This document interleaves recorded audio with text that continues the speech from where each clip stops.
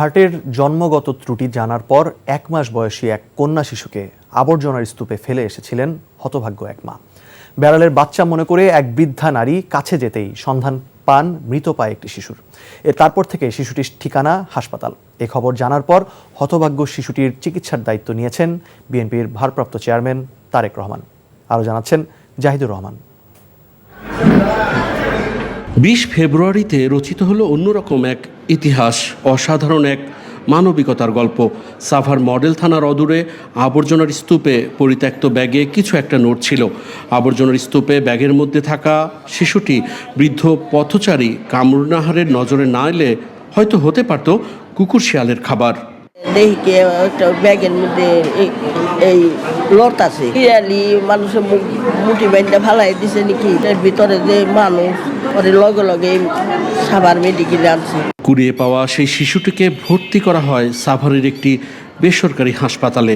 সেখানে পরীক্ষা নিরীক্ষার পর জানা যায় হৃৎপিণ্ডে জটিল ত্রুটি নিয়েই পৃথিবীতে এসেছে শিশুটি। এ খবরটি নানা মাধ্যমে জানতে পেরে শিশুটির চিকিৎসায় এগিয়ে আসেন বিএনপির ভারপ্রাপ্ত চেয়ারম্যান তারেক রহমান।